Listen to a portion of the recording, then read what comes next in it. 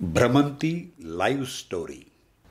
रामराज्यातला माणुसकीचा जिवंत झरा. आज या लेखाचं वाचन ऐकूया. लेखक संदीप काळे. वाचन दत्ता सरदेशमुख. रामराज्यातला माणुसकीचा जिवंत झरा.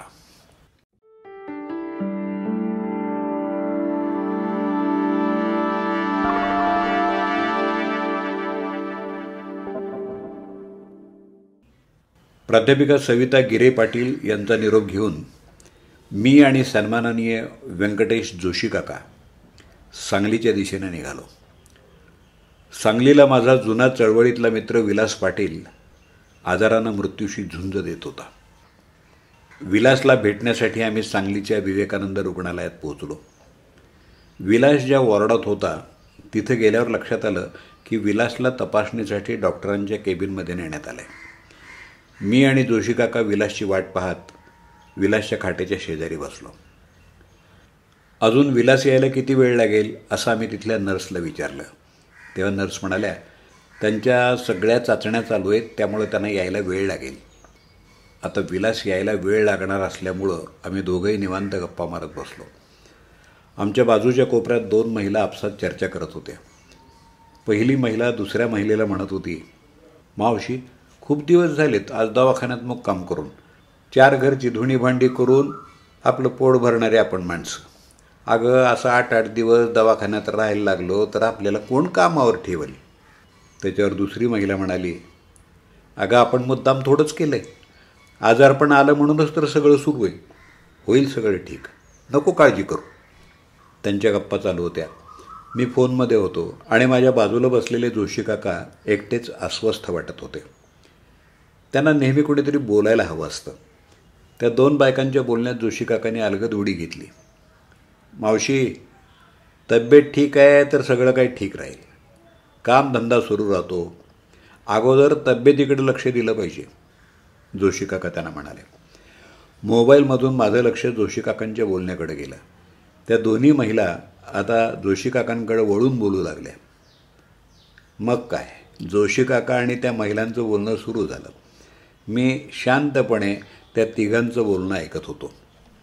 अवघ्या 10-15 मिनिटात जोशी काकांनी त्या महिलांची सगळी माहिती विचारून घेतली.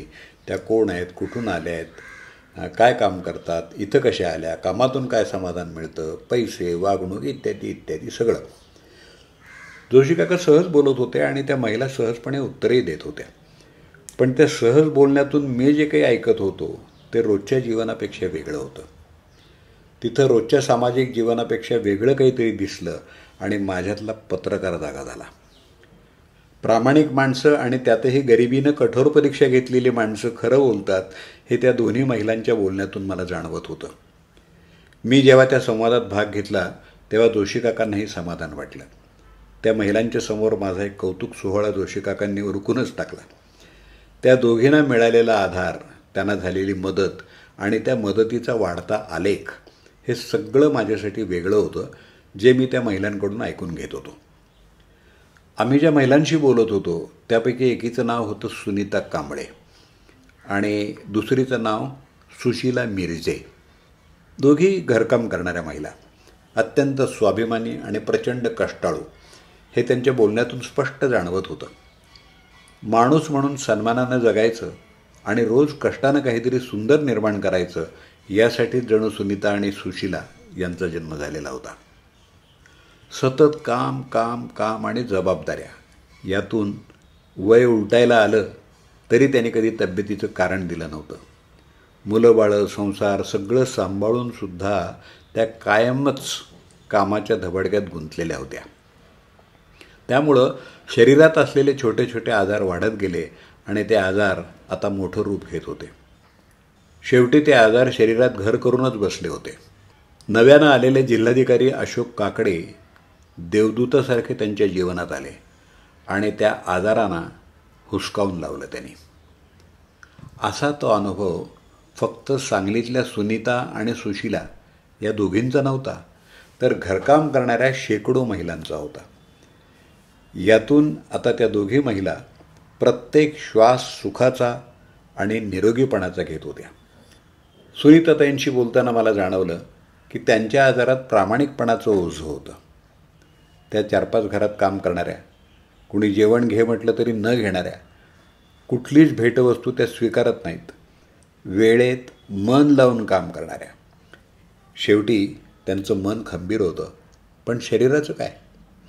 त्या शरीराला क्षणाचीही विश्रांती नव्हती आणि म्हणूनच आजार पसरला आणि शरीरात पक्कं घर करून बसला. चांगल्या इलाजामुळं आता आजारानं काढता पाय घेतला होता. दुसरीकडं सुशीला आजी म्हणाल्या, देव माणसाच्या रूपाने येतो म्हणतात ना, तसंच आमच्याकडं आलेत बघा जिल्हाधिकारी अशोक काकडे साहेब. माझ्यासारख्या गरीब गरजू महिलांना बरं करून शेकडो जणांचे आशीर्वाद मिळवणारा अधिकारी म्हणजे देवदूतच. सुशीला आजी त्यांच्या शब्दात मला काकडे यांच्याविषयी सांगत होत्या. आम्ही बोलत होतो तेवढ्यात एक व्यक्ती आमच्यासमोर आली. ती व्यक्ती त्या दोन्ही महिलांची विचारपूस करत होती. ते म्हणाले, साहेबांचा निरोप आहे, ते दवाखान्यात येणार आहेत. मला वाटलं साहेब म्हणजे आरोग्य अधिकारी किंवा मोलकरीण संघटनेचे कोणी पदाधिकारी असतील. बोलता बोलता त्या महिलेनं त्या व्यक्तीला आमची ओळख करून दिली. हे मोठे डॉक्टर आहेत, यांनी आम्हाला या दवाखान्यात दाखल केलं. आम्हालाच नाही तर आमच्यासारख्या शेकडो महिलांच्या आरोग्याची त्यांनी काळजी घेतली आहे. ती व्यक्ती हसली, म्हणाली, ताई हे आमचं कामच आहे, त्यात काय विशेष. ते डॉक्टर आमच्यासमोर हात जोडत म्हणाले, नमस्कार, मी सांगली जिल्हा शल्यचिकित्सक डॉक्टर विक्रमसिंह कदम. हे माझे सहकारी डॉक्टर सुभाष नांगरे. आम्ही त्यांना नमस्कार केला. जोशी काका माझ्याकडे वळून म्हणाले, एखादा जिल्हा आरोग्य अधिकारी रुग्णाला भेटायला येतो हे मी पहिल्यांदाच पाहतोय. कदम सर आमच्याशी बोलत होते. जिल्हाधिकारी अशोक काकडे यांनी जिल्ह्यातल्या सर्व घरकाम करणाऱ्या महिलांना एकत्र करून त्यांच्या वैद्यकीय तपासणीची मोहीम राबवली. त्यांनी स्वतः या महिलांच्या आरोग्य पॅरामीटर्सकडे लक्ष दिलं. प्रत्येक पातळीवर नियमितपणे सातत्यानं त्यांनी आढावा घेतला, पाठपुरावा केला. त्यामुळं समाजाच्या शेवटच्या स्तरातल्या महिलासुद्धा आरोग्य सेवेच्या मुख्य प्रवाहात सहभागी झाल्या. आरोग्य यंत्रणेसाठी ही एक सामाजिक बांधिलकीची चळवळ ठरली. फक्त 100-200 महिला नव्हेत, तर आत्तापर्यंत 8,500 महिलांची तपासणी झाली. त्यांना मोफत उपचार मिळाले. तालुक्यांपासून ते जिल्ह्याच्या सीमावर्ती भागात काम करणाऱ्या प्रत्येक मोलकरणीची नोंद घेण्यात आली. या महिलांना मोफत सेवा देण्यासाठी बांधिलकीच्या भावनेनं सेवाप्रधान यंत्रणा सक्रिय झाली. कदम सरांच्या सोबत असलेले डॉक्टर नागरे ते म्हणाले, आज सकाळी जिल्हाधिकारी साहेबांचा फोन आला होता. ते म्हणाले, सुशीला मावशींची तब्येत कशी आहे ते पाहण्यासाठी मी स्वतः हॉस्पिटलमध्ये येणार आहे. तशी आमच्या आरोग्यासाठी सगळीकडेच फिरस्ती असते, पण आज खास जिल्हाधिकारी महोदय येत आहेत म्हणून आम्ही इथं आलो. आमचं बोलणं सुरू असताना माझा मित्र विलास आला. मला पाहून त्याचा चेहरा खुलला. मी आलो आहे याचं त्याला आश्चर्य वाटत होतं. आम्ही गप्पा मारत बसलो. विलास माझा छात्र भारतीमधला जुना सहकारी. सेवादल, सर्वोदय, विविध सामाजिक संघटनांमध्ये आम्ही खांद्याला खांदा लावून काम केलं होतं. आमच्या जुन्या आठवणींवर गप्पा रंगल्या होत्या. तेवढ्यातच निरोपाला जिल्हाधिकारी साहेब आलेत. तसं जिल्हाधिकारी अशोक काकडे सर माझ्यासाठी नवीन नव्हते. नांदेड जिल्हा परिषदेचे मुख्य कार्यकारी अधिकारी असताना आणि सारथीच्या माध्यमातून त्यांनी केलेली ऐतिहासिक कामगिरी आजही लोकांच्या मनात ताजी आहे. पण आता ते मला ओळखतील की नाही याची खात्री नव्हती. जिल्हाधिकारी अशोक काकडे सर आत आले. त्यांच्या हातात जेवणाचा डबा होता. त्यांनी सुशीला मावशीला डब्बा देताना विचारलं, मावशी कशी तब्येत, जेवण झालं का? हा डबा खास तुमच्यासाठी आणला आहे.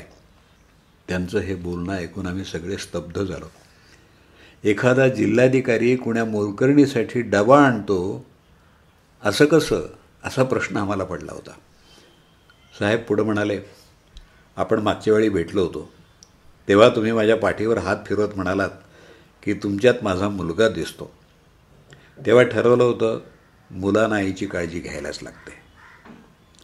कालपासूनच यायचं ठरवलं होतं, पण राजकीय नेत्यांचे दौरे असल्यामुळं शक्य झालं नाही. आज काही झालं तरी मावशीला डबा देऊन जायचंच हे ठरवलं होतं. काकडे साहेबांचं बोलणं ऐकल्यावर सुशीलाबाईंनी हातातला डबा खाली ठेवला. पदरानं डोळे पुसत म्हणाल्या, कोण्या जन्माचं पुण्य होतं साहेब म्हणून तुमची भेट झाली. कोणाच्या पोटच्या लेकराने सुद्धा एवढं केलं नसेल तेवढं तुम्ही करता. काकडे साहेब हसत म्हणाले, काय मावशी, आधी म्हणता मुलासारखा आहे आणि आता म्हणता खूप करतो. नेमकं काय ते समजत नाही. सगळ्यांची हसत हसत विचारपूस करून जेव्हा काकडे सरांची नजर माझ्यावर आली तेव्हा मला म्हणाले, अरे संदीप, इकडं कसं काय?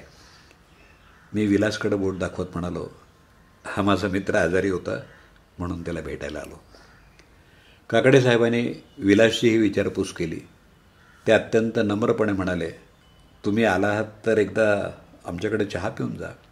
मी आणि जोशी काकांनी होकाराची मान हलवली. मी विलासचा निरोप घेतला आणि जिल्हाधिकारी महोदय यांच्याबरोबर त्यांच्या गाडीत त्यांच्या कार्यालयाकडे निघालो. आम्ही पोचलो तेव्हा तिथं असणारा दरबार बघून अवाक होण्याशिवाय काही पर्यायच नव्हता. जिल्हाधिकारी येण्यापूर्वीच त्यांच्या कॅबिनमध्ये लोकांची गर्दी झाली होती आणि तीही सर्वसामान्य माणसांची होती. कुणाच्या आरोग्याचे प्रश्न, कुणाच्या घराचे प्रश्न, कुणाचे पाण्याचे प्रश्न, प्रत्येकाच्या अडचणी जिल्हाधिकारी महोदय ऐकून घेत होते आणि संबंधित अधिकाऱ्याला बोलून हा प्रश्न आजच्या आज मार्गी लावा असं ठणकावून सांगत होते. त्या सगळ्यांच्या रांगेत एक आमदार महोदय देखील उपस्थित होते. ते अतिशय बारकाईनं काकडे साहेबांचा हा दरबार पाहत होते. त्यांच्याकडे लक्ष गेल्यावर जिल्हाधिकारी म्हणाले, माफ करा आमदार साहेब, तुम्हाला बराच वेळ बसावं लागलं. ही सगळी मंडळी खूप वेळापासून माझी वाट पाहत होती. पूर व्यवस्थापनाच्या संदर्भातलं प्रशिक्षण पाहण्यासाठी गेलो होतो म्हणून थोडा उशीर झाला. त्याच्यावर आमदार महोदय मोठ्या आनंदानं म्हणाले, साहेब, आमच्या कारकिर्दीत अनेक जिल्हाधिकारी पाहिले, पण तुमच्यासारखा संवेदनशील अधिकारी जो प्रत्येक गरिबाच्या कामाला प्राधान्य देतो तो पहिल्यांदाच पाहतोय. काकडे साहेबांनी आमदार साहेबांच्या त्या कौतुकाकडे लक्षही दिलं नाही. जिल्हाधिकारी यांच्या केबिनमध्ये येणारा प्रत्येक जण समाधानानं बाहेर पडत होता. म्हातारी माणसं काकडे सरांच्या गालांवरून हात फिरवत होती, पाठीवर थाप मारत होती. त्या दृश्यांमधून मला रामराज्य काय असतं याचं दृश्य प्रत्ययाला येत होतं. जिवंत माणुसकीचा झरा हे नेमकं काय असतं याचं वास्तव मला दिसत होतं. एक महिला अधिकारी काकडे सरांचं बोलणं वहीवर टिपत होत्या. त्यांच्याकडे बोट दाखवत काकडे सर म्हणाले, संदीप, या आमच्या जिल्हा माहिती अधिकारी संप्रदा बिडकर, खूप चांगलं लिहितात. तिथं असलेल्या अनेकांची काकडे सरांनी ओळख करून दिली. काकडे साहेबांकडं ना मिरवण्याची हौस ना अहंकार. त्यांच्या कामात एकच भावना दिसत होती, माझा जन्म देण्यासाठी झाला आहे आणि तोही सर्वसामान्यांसाठी. ते जे काम करत होते ते काम या राज्यासाठीचं एक मॉडेल ठरावं असं होतं. निघताना मी काकडे सरांना विचारलं, सर, ही घरकामगार महिलांच्या तपासणीविषयीची संकल्पना आपल्याला सुचली तरी कशी? ते म्हणाले, मला एक मोलकरीण भेटली. ती 4 घरचं काम करते. स्वतःच्या घरी सगळं नीटनेटकं ठेवते. पण तिच्याकडं स्वतःच्या आरोग्याकडं पाहायला वेळ नाही. तिची अशीही आर्थिक परिस्थिती नव्हती की तिनं उपचारासाठी पैसे खर्च करावेत. मी तिच्या हातचा स्वयंपाक खाल्ला होता. ती मनमोकळेपणानं आरोग्याविषयी बोलली. तेव्हा लक्षात आलं की ही अडचण अनेक महिलांची असेल.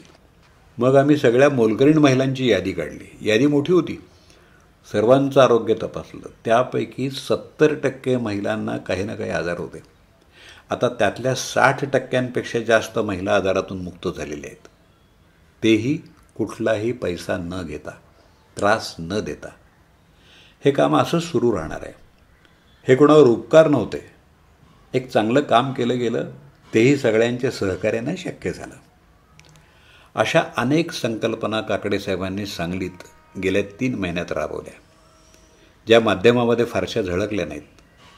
असं दिसत होतं त्या संकल्पना राज्यभरात मॉडेल म्हणून घेतल्या जाव्यात अशा होत्या. अवयवदान मोहीम, माझी 3 झाडं हा उपक्रम, कोयना प्रकल्प पुनर्वसन, सेक्स वर्करसाठी ओळख प्रमाणपत्र, जिल्ह्याच्या सर्व सरकारी दस्तऐवजांचं सुरक्षाकरण, कृषी क्षेत्रात धाडसी प्रयोग, मिरजेतल्या कला संवर्धनासाठी निर्णय असे अनेक उपक्रम आम्ही 5 तास काकडे सरांच्या केबिनमध्ये बसून ऐकत होतो. ज्या विषयावर 400 पानांची कादंबरी होईल, संबंधित अधिकारी फाईल घेऊन यायचे आणि काकडे सर तो विषय किती महत्त्वाचा आहे हे आम्हाला सांगायचे. जोशी काका जे कायम नवनवीन विषय मांडत असतात तेही यावेळी शांतपणे फक्त ऐकत होते. आम्ही निघालो तेव्हा सांगलीचा खास रानमेवा आमच्या हातात देताना काकडे साहेब म्हणाले, एका माऊलीनं मला सकाळीच हा रानमेवा भेट दिला होता. कृपया तो आपण प्रेमानं स्वीकारावा. गेटपर्यंत आम्हाला सोडायला काकडे साहेब स्वतः आले होते. आम्ही गाडीत बसलो आणि मुंबईच्या दिशेने निघालो. रस्त्यानं माझ्या मनात सारखा विचार घोळत होता, जर अशोक काकडे यांच्यासारखे जिल्हाधिकारी महाराष्ट्रातल्या प्रत्येक जिल्ह्याला लाभले तर आपण आजही म्हणू शकतो रामराज्यातली माणुसकी अजूनही जिवंत आहे. बरोबर ना? तसं काम करणारे जिल्हाधिकारी नसतील तर त्यांना तसं बनवावं लागेल. तुम्ही अशोक काकडे सांगली पॅटर्न राज्यभरात सर्वत्र राबवा असं राज्यकर्त्यांनाही सांगावं लागेल. सांगलीचा पॅटर्न. अशोक काकडे यांचं नाव कृतिशील पद्धतीनं त्यांनी जे जे राबवलं ते ते तुम्हीही राबवा असं तुम्ही ज्या जिल्ह्यातल्या असाल तिथल्या जिल्हाधिकाऱ्यांना जरूर सांगा. सांगाल ना? नक्की सांगा, नक्की सांगा. तुम्हीही देवदूत अशोक काकडे बनाल ना?